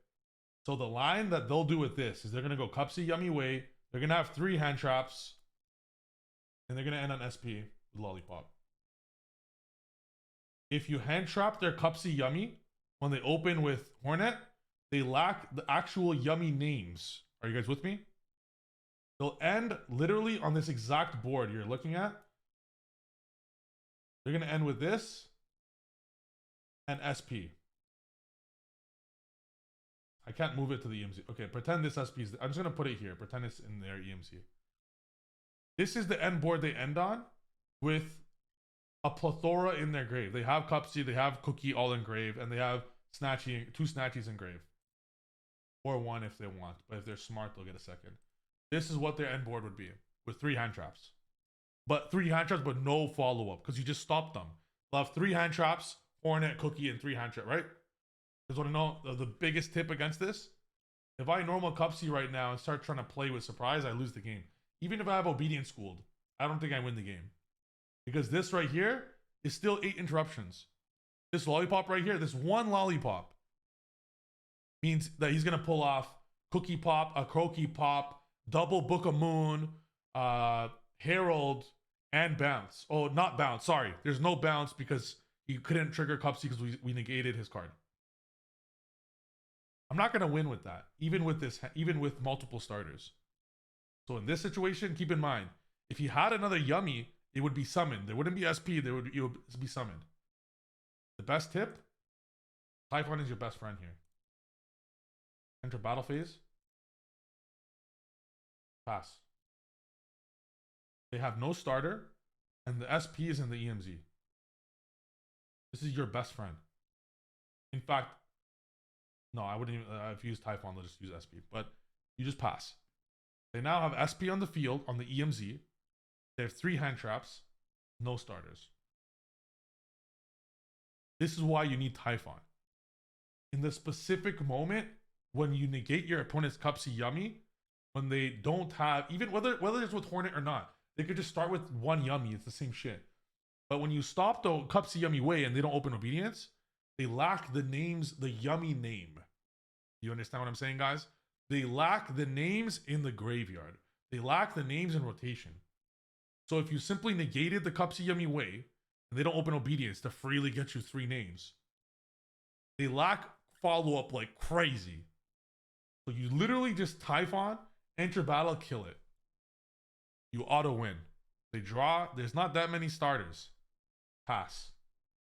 Draw. Now you win. This is a huge tip with Yummy. Specifically when you negate their Cupsy and they lack Obedience, because that means there's no names. Huge tip. Next. I'm going to give another big tip in the mirror match. Never, ever, ever, ever, ever, ever, ever give up. Ever. If you're able, let's say your opponent has Heralds. Hold on. Let's not use Herald for now. I'm going to use an example here, okay? If you're able to get to this point, this is weird because obviously you're going to use these hand traps and shit like you're going second. If you're able to get this point after, let's say Obedience got negated. If you're able to get to this point right here, ready? You don't use the Snatchy effect because let's say they have a monster negate or some shit. If you're able to get to this point against any fucking board in Yu-Gi-Oh, you're always in the game. Always. But you have to be very intelligent. You act, let's say you're facing off, like your opponent, you hand trap your opponent multiple times. They have kind of a weak board, but still a decent board. But you're able to actually get these 2 on the board. You're always in the game. When can your opponent interrupt you? Think about it. When can your opponent interrupt you moving forward? It's like Malice having 3 monsters on board, one of which is Malice. It's incredibly difficult. So if you're facing the mirror match or any deck for that matter, Herald, for example, is a negate. So you're able to just summon a Yummy, summon another one from your hand without activating. And now, let's say you activate Cupsy Yummy. They chain the Herald, you could chain Snatchy. It becomes so difficult now because nothing actually leaves the board. So now in this situation, you can do whatever the fuck you want. You can do whatever the fuck you want. Summon Cupsy. Effect? Oh fuck, I have to negate that. Okay, no problem. Effect number 2. Like now you're always in the game. Bring out Cookie, like you see this? Bring out Cookie and Snatchy. I'll pop one of your other cards and I'll chain block with this to put the field spell. You feel free to resolve Yummy Snatchy's place field spell effect as your fucking 3rd Yummy Snatchy you summon on the board. You do not need to activate Yummy Snatchy's effect on summon. Especially if your opponent has negates and can just clear it off the board. You want a link 1 and level 1 on the board. Just get the link 1 and level 1. Like your opponent cannot not interact with anything. Pop one of your cards, chain link 2. Put the field spell. Negate. Effect. Quick synchro. No longer negate anything. Pop your other card. I now go into Lollipop. Still resolves to put the field spell. Dodging every Veiler and Imperm in the fucking game. Effect the special 2. Ghost spell? No problem. Chain the second effect of Lollipop to summon out another one of these. Good? Okay. Alright, next. Now you can minion. Summon another one. Like you literally just keep going forever. Like never ending. Let's say you have some dead card in your hand now. Get these 2 out. Cupsy. Bring out more. You just bring the whole fucking team out here. Book something else. Let's say you book their last play now. Negate? No problem. Chain. Like it's all for free. You cannot interact with this deck whatsoever once it has a link 1 and a level 1. Please do not forget this. Never scoop. Never, ever, ever, ever scoop. Ever. As long as you get a link 1 and level 1, even against 6 interrupts, you're always in the game. You're always in the game. That's my number 1 tip, especially in the mirror, because in the mirror, there's Herald negates, or like, let's say, like their interruptions target. Our interrupts target. So if you're able to set up a link 1 and level 1, and they start, bounce, or I don't know, Cookie, pop your 1 monster, you chain your Snatchy, and let's say they chain their last interruption surprise. Okay, then you drop your Obedience in your hand. Like, you will be able to have many setups of like a trump card in your hand, like let's say Yummy Surprise that they don't know about, or a Ghost Spell to deal with the Synchro 2 tag out effects, or an Obedience, or a Prosperity to get Obedience. And then they just did everything they could to clear your board. And then you go Surprise, they chain their last link, you go Ghost Spell, and they cry. And then you trigger the minion after that, you know, like shit like that. Like, there's so many ways. As long as there's a level 1 and a link 1. And do not trigger Herald if you don't need to. Kind of let them play a bit sometimes if you have a lot of extenders. Allow them to book or pop your monster, putting you in a situation to force them to waste 2 interruptions, because we can then just chain the Snatchy. And Surprise is crazy. You could always use it for stuff. Oh, another crazy one. Okay. One sec. Let's say you're threatening a lot of damage. Oh my god, this came up so many times. I think I used this third effect, the Yummy Surprise, more than the first effect. I'm serious. I use the second effect the most. I use the third effect the second most. And I use this effect barely. Like, I use my pop so wisely that I always save Surprise for last. Always. I try not to even use the first effect. I'll explain a great play here. All right, the opponent has a Croaky. They got rid of they put a Croaky to be a pop, but they haven't used the pop yet. This is quite normal. You recognize that all their monsters are low attack. Let's say they have similar shit. None of you want to activate a card. Oh my god, this happens so often. You guys ready? Look at this. Hold up. This will be a great example. None of you want to activate a card, okay? Because you both have Synchro 2s on board. This is so normal. You're gonna get this a lot in the mirror. In my opinion, this is the most fun format we've had since tier limit format. Because what do you do in this situation? Do you have any idea how skill intensive these matchups are? No one wants to activate an effect. You both have Synchro 2s up.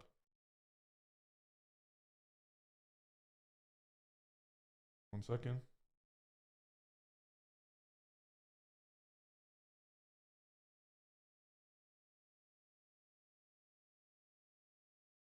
Trying to make this look as legit as possible of how it will probably look in a game.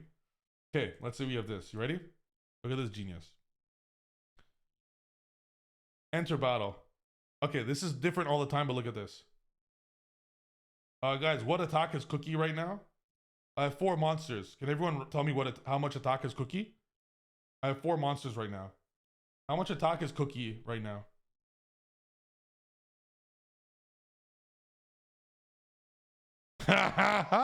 The proud father. Wow, you guys are gonna make me cry, man. You take their attack as well, not even yours. One of my opponents did not know this.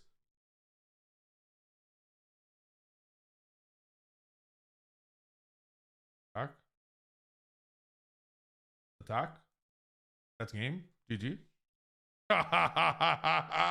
It's crazy, especially because they're gonna take the Croaky. They're gonna take their own and Croaky. They want a Croaky in the field going second. Because why? Because it's a pop. It's a pop, right? It's a pop. So they want it on the field. So if you have the opportunity, let's say they don't yeah, of course they can activate Snatchy if they know. Most likely they'll know. But if you see the opportunity like this, where they're like, okay, they're gonna activate Lollipop tag out effect to get 2 Snatchies out for more interrupts, and you recognize that they're Koki immediately, you will be surprised. All it takes to lose this mirror match is one mistake. You need to hyper analyze your opponent and recognize when they're in a situation where, wait, if that Synchro 2 dies right now, they have no ways to play. Sorry, they have no way to play on my turn. Enter battle phase with the fucking quickness. Even if you only have 2 monsters, even if you have something like this, just enter battle phase. You take all their attack, you kill the 2, you kill this, you kill this. Your turn now. Then you play after that. Hyper analyze these situations.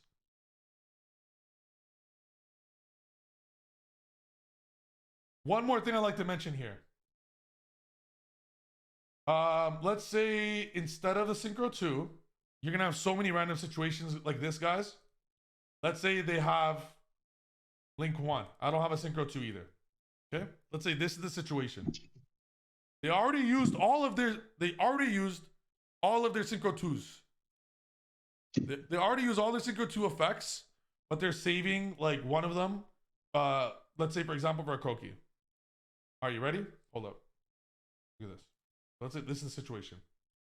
Enter battle phase. They activate Snatchy with something like this to go into their own Lollipop. They already used the tag out effect of Lollipop because it was in their graveyard. Effect to summon 2 monsters from grave that are negated, but mainly so a Croaky could pop the field spell. I think this exact situation came up to me. I think it was on Dueling Book. I forgot where it happened. But the exact situation came up. They already used a tag out effect of Lollipop. They're using a Croaky simply just to pop the field spell. In the battle phase.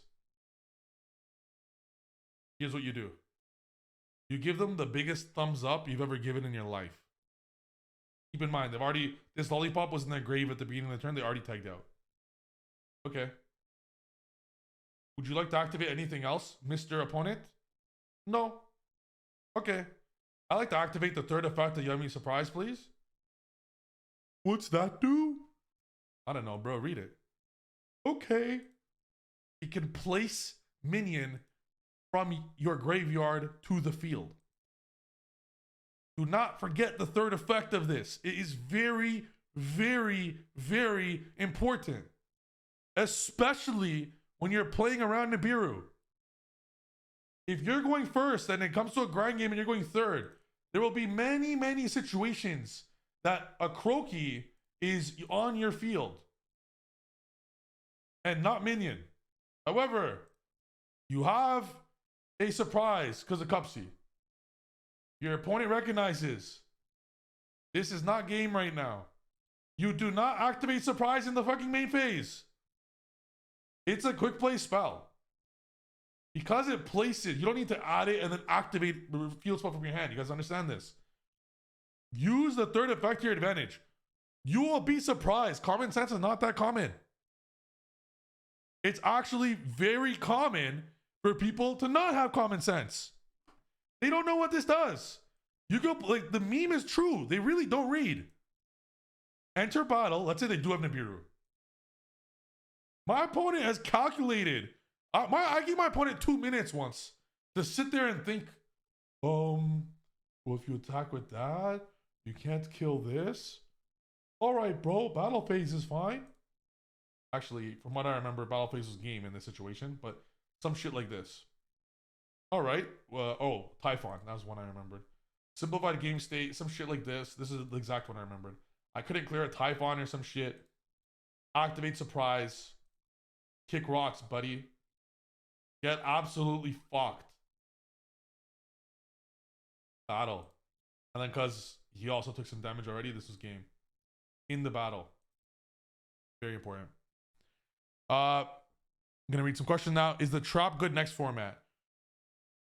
Good question. I actually think the continuous trap is better than the continuous spell. I think the continuous spell is not good. I think the continuous spell is doable going second.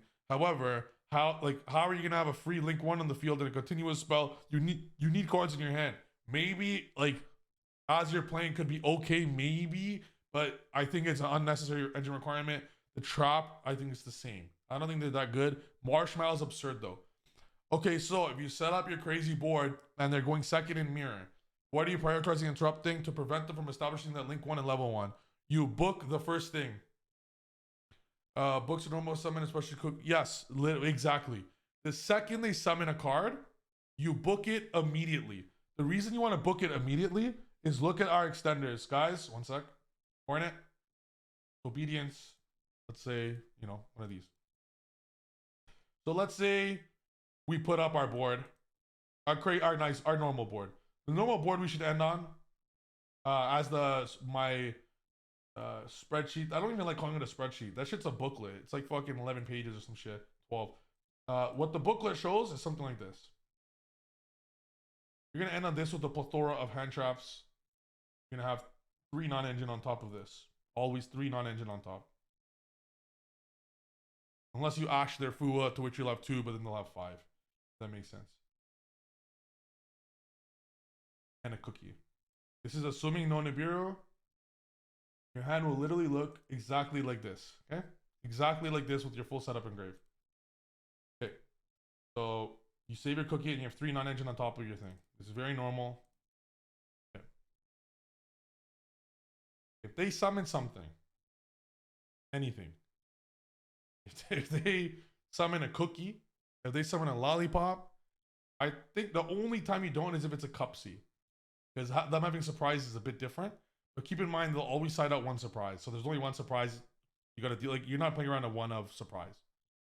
If they summon their lollipop, or if they go if they go obedience, whatever. Let's say they summon lollipop or cookie, you immediately book it. In fact, even if they obedience, you let obedience resolve, and then you book and pop. You want at all times at least 1 card on their field face down, because that means every single extender in their deck is obsolete. They cannot resolve another obedience. They cannot resolve engage. And I promise you, they will have multiple engage Hornets obediences. So you want to turn them off immediately. So you you just need at least 1 booked. And a lot of the times as well, with the board like this, the only win con, guys, is you have to bait your opponent's interrupts and then slap obedience. And that's what my videos say as well. That's what we need to do as well. But in the mirror, it's very difficult because if they book the first thing, this is why in the mirror, you have to actually activate obedience first, going second in the mirror. Because if they book your first thing, your obedience is dead the rest of the way and it can't even be forced to negate. So the second, no, save Herald in case they're on breakers. You're not sure if they're on breakers. So the second they summon something, you book the fuck out of it. Even if it's just 1, it doesn't matter. Because that means engage and obedience can never resolve. This is 8 cards in their deck, 7 plus 1 pot. And then the only way they could play after you set one of the cards is literally surprise. 1 surprise. To which you'll obviously destroy. Even if they start with Hornet or Obedience, that's a bit different. Like if it's Hornet and Obedience, if it's Hornet Obedience and they go straight into Cupsy, you can just negate the Cupsy with Imperm because there's nothing engraved. If they summon a cookie, then you could just do a bunch of shit. You could pop you could pop both. Like it's always different depending on what they have. This is why there's no perfect iteration. But as a rule of thumb, book whatever they have immediately. Because it turns off 8 extenders. That's the best way what I could say. Rule of thumb, if they summon a monster, book that shit ASAP with the quickness. Or if they go engage into a thing, Imperm or Valor it, and then after, literally just book the Cupsy for no reason. I'm telling you, like they can't do anything. And then if they were to normal something, also, do not rely on negating Snatchy. Never rely on negating Snatchy. Never rely on Herald negate Snatchy. That can never be a win con, guys, because this is actually how I beat Jib. With his crazy board of double Herald, etc. If you, a lot of times going second, they're gonna have yummy names in hand. They're gonna be like, you know, normal a yummy, link 1, no effect Snatchy, special a yummy from hand. So don't rely ever on it. Do not allow them to get to this point ever. If you have Herald to this point, you save Herald for the quick effect of the synchro of the link 1 or the synchro 2. Like it becomes absurdly difficult when the opponent has link 1 and level 1. So it's much better off to do that. If they're in this situation, I would even prefer to surprise them. I'd prefer to yummy surprise in this situation. Bounce 2, and then when they change Snatchy, Herald it. Because you're always gonna have your own cookie in hand. Never ever allow them to get to this level. Because when it's anyone's game. Even if you have a bigger board than them, if they have one link 1 level 1, they didn't use all their effects yet. So you might have the bigger board currently, but you can never allow your opponent to get to link 1 level 1. If you do that, lock in. You know that meme where you're playing a game and you're losing and it's like halftime, like you're locking in when you're losing? That's what happens when there's link 1 level 1. Those games are 20 minutes long. Thoughts on keeping Fu in hand? No. Don't do that. The reason why is you're drawing into more hand traps. It's incredibly difficult when you look at your opponent. Like, when you look at your opponent playing, and let's say in your mind you're like, you know what, I'm gonna save Fua for my turn. Are you really gonna do that? Are you really gonna save Fua when you could just draw 3 right now? You can't. You actually can. You have to draw more hand traps and don't let them.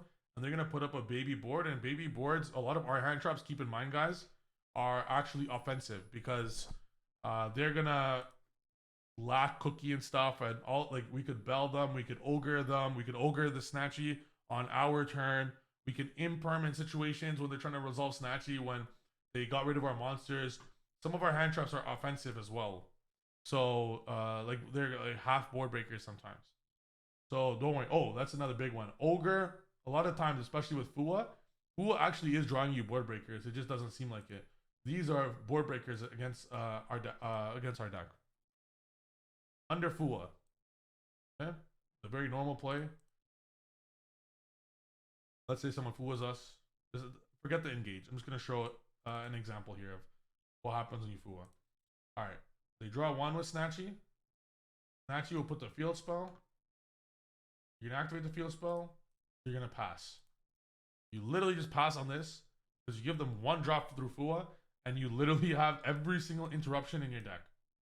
You have the full, with the exception of surprise, because you couldn't get to it, you have all the 5 yummy interrupts or 6 yummy interrupts without surprise. You say go ahead. Now, there's a bunch of cards that this loses to through Fua. If you draw phase imperm, there's no answer to this. Let's say I had an extra yummy in my hand that I special summon. You guys see how Fua imperm trades very well?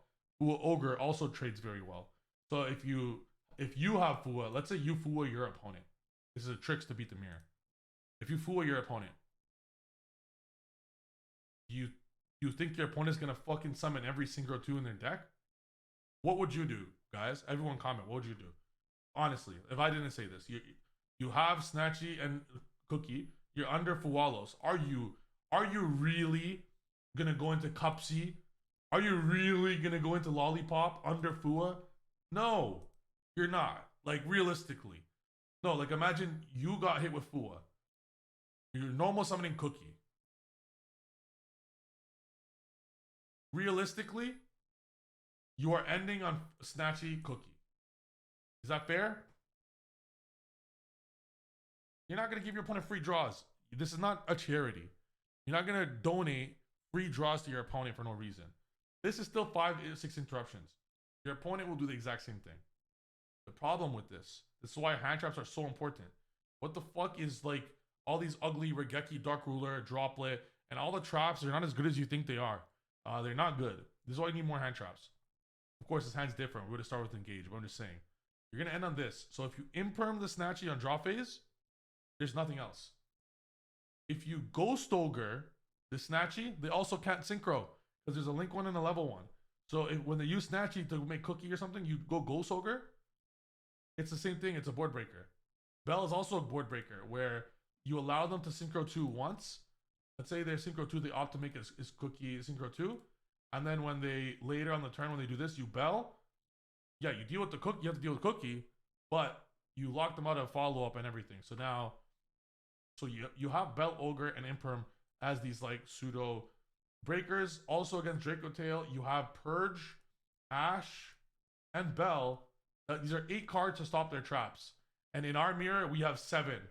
So we have 7 to stop, like, so even though we're playing 19 hand traps, 7 of them stop our deck, 8 of them stop Draco Tail, and VS is never getting that far because that deck's ass. So just a little important stuff there. Oh, this 2 Snatchy line under Fua. I'm playing Mario D'Amico at the Montreal Regional. From what I remember, I normal Fua. Let's just say my hand was something like this. My hand was something like that. Wait, it wasn't engaged. Oh, I had 2 yummies. I remember now. Hand was Cookie, Lollipop, 3 hand traps. Some shit like this. Oh, wait, no. Or even worse, actually. Oh, I remember.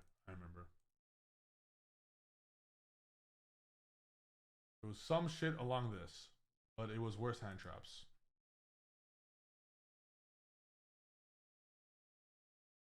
Give or take, it was something like this. Okay. Pay very close attention to this. This is fucking extremely advanced. All right, normal Lollipop. He hits me with Fualos. I ash. He hits me with another Fualos. This is the exact situation. Activate Snatchy. He draws. He thought for probably 15 seconds. He said, 1 sec. Obviously, that's Veiler or Imperm. What other card are you going to do if your opponent thinks for 10, 15 seconds on the Snatchy? What card do you think it is? You have to analyze these things. You simply have to. If your opponent, okay, unless your opponent is really good at baiting, which is like an extremely high level play anyways, most people don't bother because they don't think it's worth it. But if your opponent's thinking on Snatchy, what the fuck do you think it is, guys? What do you, guys, please answer for me. If your opponent is thinking on Snatchy effect, what other card in Yu-Gi-Oh history could this be? Obviously, it's fucking Veiler or Imperm. Like, there could be no other card. There could literally be no other card. They're not thinking, no. It's Veiler or Imperm. Even Ghost Ogre works with the same mentality that I'm about to say. I knew immediately that shit was Veiler. I knew immediately that shit was Imperm. Because Veiler's not even played. I wished it was Veiler. I knew immediately it was Imperm. So there's only one line you could do here. Pay close attention to this. I put Minion. I specialed back Lollipop. I'm under Fua right now. I special Cookie. I set.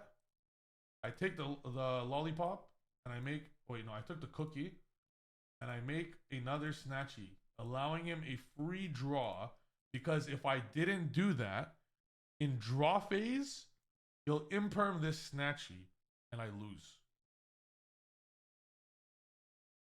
You alright? You see that? If you pass here, this is where Fua and Imperm, there's a lock against our deck. Fua Imperm or Fua Droplet should be almost an OTK. Because if you Fua, you just save your Imperm until standby phase. You stand by the Snatchy, there's no other Snatchies, there's no way to synchro, you can't bounce, even if you have surprise. Even if I had surprise, you can't get it. Ghost Ogre is the same. If the opponent Ghost Ogre is the Snatchy and I have no other Snatchy, the reason why is in this situation, are you really thinking about if the opponent has Imperm or thing? Like the opponent, like, are you gonna give your opponent a free draw for that? So I read, if your opponent thinks on the summon, even if they're a good player, everyone thinks. Every great player thinks too. Just drop this. Summon the Snatchy. You now have 2 Link 1s and a, what are they gonna do? Imperm the fucking Lollipop? Sadly, in my match versus Mario D'Amico, he had double Imperm. This fucker. So I couldn't do anything anyways. So I read the Imperm, but he had 2. And I had like many starters to play around the Ogre Imperm. He had a perfect hand. So yeah, a lot of our hand traps, even though they are hand traps, they still serve as breakers in their own right. Because Imperm, Ogre, etc. would have all done the same. What do we do if we start obedience and our opponent throws nib after we set the surprise? Do we just NS to cook? Yeah, literally the same thing. No, guys, it's the same line. Obedience does not require a normal summon, which means with obedience, we have Cookie and Cupsy in our hand. It's the same line. It's all the same. Obedience does not require, so you set the surprise. It's all the same. Normal Cookie, effect lower, Link 1, special, go. Same shit. Let them enter battle phase. It does nothing. If they enter battle phase, in battle phase, surprise, special Cookie. Your nib is now 1000 attack. Fuck off. Like they do nothing. Trust me, guys. Nib is nothing. I loved when my opponent nibbed me. I loved it. That shit made me excited in many ways. It's like, please nib me. I love when my opponent loses cards for nothing. It's scarier when it's more hand traps with it. One nib is nothing. And that's the thing. No one's playing multiple hand traps. Everyone's on like some ugly ass like 12 hand trap, 3 droplet or some shit. Fuck, bro. Guys, that's what we want them to do. Because we don't want them to have 4 hand traps to stop us from playing. The worst thing to do is when you can't do anything and you lose all your follow-up. If you're allowed to play through no hand traps, look at what we just did here. Okay, our main board would have like way more monsters because I'm saying through the obedience, we'd have 2 follow-up. So even if they had breaker and obviously we'd have our actual board here with synchro 2s and shit. But even in the situation where they have breakers, you're gonna have to deal with layered breakers, hand traps. I should have 3 of them. There's always 3 extra non-engine. You have to deal with all this shit. Good luck. Good luck. And then you might break the board, but I'll stop you. And then I'll win next turn. Breakers are fake. How do you play around Nib when you're going second turn OTK? You have to understand the game state. Yu-Gi-Oh! Is not a... Sadly, I wish it was. Yu-Gi-Oh! Is not like... It's not the same every time. It's always a bit different. Like the setup of what the opponent might have. It's not Monopoly or some boring, like, no-brain game like Pokemon. If you're going second, let's say your opponent literally just goes pass. Welcome to K9 VS matchup. Your opponent draws 5. You're looking at your hand like, okay, I'm about to cook this dude. I got 3 hand traps, 2 yummy against K9 VS. At least once every matchup at the YCS, a K9 VS player at least once of all 10 matches either passed or passed to 1 interaction on one of his cards. I'm not kidding. More than that. At least once. At least once.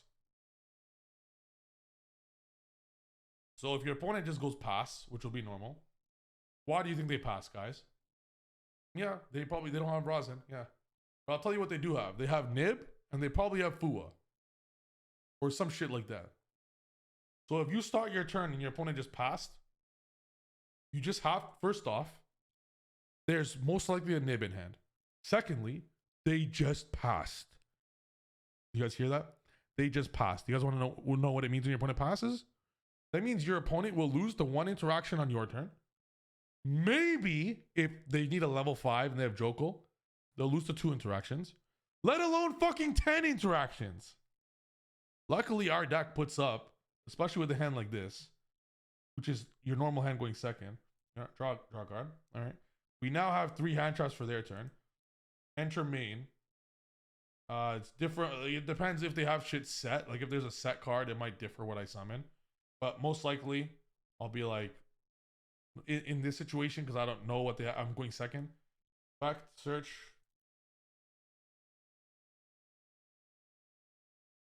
Back.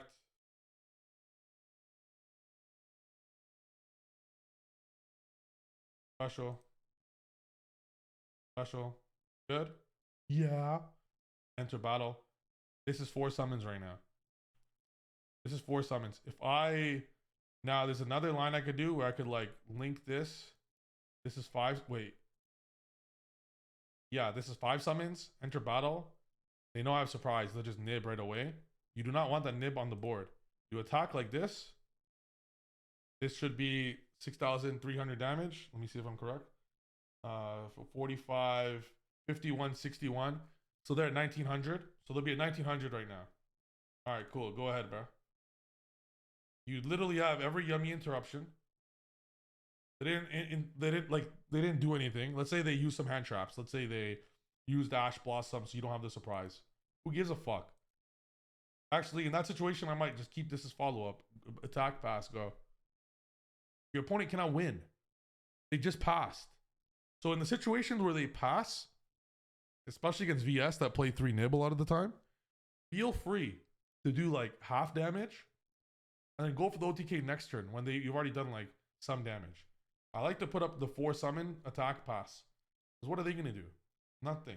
And on their turn, you could cup C Synchro 2 and add shit. There's nothing they could do to this. They just passed last turn. Doesn't matter what they drew. Even if they drew Rosin, even if they have Borger in hand. You could be like, activate Veiler, chain Borger, activate Imperm. They're literally fucking passing right after that. You guys get what I'm saying? So you guys don't need to go for game. Trif, do you think it's worth to play Lupus and Zeus for the mirror? No. Definitely not. Because Lupus will never resolve. Neither would Azuna. But for Draco Tail, even though it might, it's not worth it. Because for Azuna or Lupus to resolve on our turn to go like Lupus type on Zeus, it doesn't happen. And I think it's cute. I think it's a cool combo that our homies thought of earlier in the last class. But in actuality, I don't like it. It takes up an extra deck slot. This extra deck we used to think was not tight, it is tight. Like Starham and Herald come up a lot. No Link is touchable. Typhon's untouchable. The only card, no Link is remotely touchable in this deck. No Synchro is touchable. Typhon's not touchable. The only card you can remove is Starham and Herald, which come up a lot. Literally, you can't remove these. So if we're gonna remove the second Herald for Zeus that doesn't come up in the situations, can't do it. Melfi's ass. Please don't. Congratulations on the finish, but the Melfi doesn't do anything, bro. Why the Melfi? Because you need Melfi cards in the deck for it to actually be good. Like the second effect. I don't want to. I would only play the Melfi if I could resolve the both effects. For it to be like a somewhat starter next turn, and also in engine, like you would need to play the Melfi cards in the main. Oh, bounce? No, it's not enough, bro. Because we already have bounce, book, pop. Like those style of interrupts, like one of interactions to the opponent cards that target. We already have 7 of them. Like we have such a large plethora of them that it's not worth to play that. Like Herald is there because that's what our end board's missing. It's like the meat that holds the end board together, you know? So I wouldn't advise it. The double Herald has come up for me a lot, actually. But if there was any card to remove, it would be the second Herald. Starham. All right, let me explain. All right, I'm going to end up with this last question. I'm going to end it here with this last tip. We're going to call it a day, guys. This will come up a lot. You guys ready? Guess what, guys? Minion got banished. How do you win? I'm sure you guys have faced this situation before. Who has faced this situation before? Minion got banished. They know your deck can't deal with shit. They're like, this game's over. They slap Typhon in defense after on their SP. They're laughing. Like, good luck, bro. Good luck, man. A Kroki's in the graveyard. You already used the fact. Like, you don't have a Kroki. It's all looking very bad. We were all here before, correct? All right, let me put you guys on right now.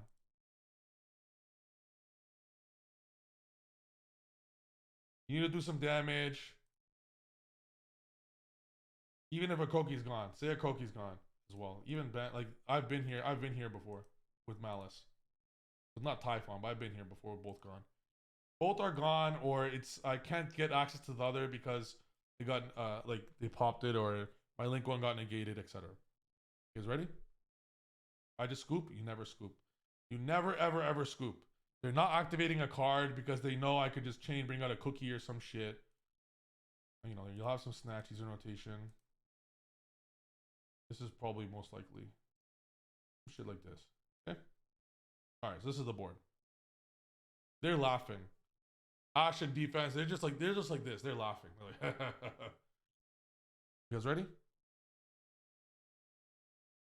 You take these two into Starham. You discard whatever card, and you special the cookie. Can everyone please read cookie for me? If this card was special summoned by the effect of a synchro monster, last time I checked, Starham is white. Starham is a synchro. Triggering the pop effect. Fully destroying the Typhon. Giving you a pop. If you had the Kroki, you can now pop 2 cards. Just when your opponent thought it was over, it was not. 2,000, 32, 42. This is 4,800 damage. And you can even slap your own Typhon for even more. This right here is now a lot of fucking damage. It's not over if you banish it. Starham's second effect, Cookie's second effect gets triggered by the Starham. Don't forget that. That won me a whole game. I think he had a 4K, 5K attack. We were passing back and forth a few times. He was playing Malice. He had a Typhon. Yes, he played Typhon and Malice. I just sat there. I'm like, fuck, I don't think I could win the game. Am I really going to lose? And I'm like, wait a sec. Starham, F? And then that was game. He thought he MTP banished minion, you know? don't forget the Star can summon that. All right, guys. That's it for today. I have a double regional this weekend. I'm gonna be setting up a locals of all of us. I spent the whole plane ride thinking about this. I'm gonna be hosting a free locals for real this time, once a week, every week, and the winner will receive a crazy surprise box. I know it sounds nuts, but literally just being in the Trif Discord, you will get money back by winning the event. I will be playing, but if someone beats me in the finals, I will still give a nice gift. Probably should give more because it's like beating the final boss, you know? I still have a bit of thinking to do with it because if it's my schedule, it's very easy. I just pick a day that's easy for me, but it's not important what's easy for me. If we have 100 people joining the locals, we need 100 people's schedules. So I'm going to be adding to the Discord a poll, and literally whatever poll wins, we'll just go with the poll of what time the locals will be. I'm pretty sure we're going to run it 1 locals a week and 1 training a week, with the intention of all the trainings to be event specific. For example, if there's regionals every weekend somewhere in the world. There could be someone here, somewhere, right? So I will have that prepared. Stay tuned. A lot of shit's coming soon. Just so you guys know, I will be taking a different deck. I already conquered Yummy. I'm the Yummy champion forever. Thank God. I will be taking a random deck to locals. To double regionals this weekend. I haven't decided what. I literally might take pendulums for shits and gigs. I've already conquered Yu-Gi-Oh! So I might fucking do it. I'll see. I'm either going to take pendulums for shits and gigs, or I'm going to take one of the new decks like Draco Tail or K9 VS and try to solve it for other people. But that's that. I'm going to post this. That's it, guys. Thank you for coming. Can we get a spam a let's go to say bye? As per usual. Everyone, spam let's go. Let's go. Good shit as per usual. I hope you guys learned a lot. I'm going to be posting this on there so you guys can learn. There's a whole bunch of shit, as you guys see, a lot of info. And these tips and tricks, I'm telling you, the opponents don't know it. They really don't. Like, a lot of us are higher level players now. The average good Yu-Gi-Oh! Duelist doesn't know. So let's gatekeep this information. They better be here if they want to know. Yummy is the best position deck. Before we head off, last thoughts here. But remember, because Yummy is the best position deck, a lot of people will take decks that beat it.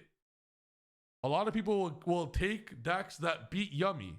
So if people take the best decks that beat Yummy, we must be prepared for those.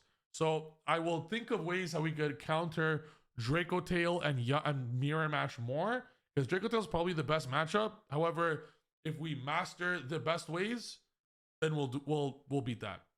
All right, guys, thank you. I'll see you guys next week. For now, let's make it every Wednesday. Like every masterclass will be every Wednesday. However, every locals will obviously be a different day. There's no way we could do training and locals the same day. All right, thanks, guys. I'll see you guys in the next one. Peace.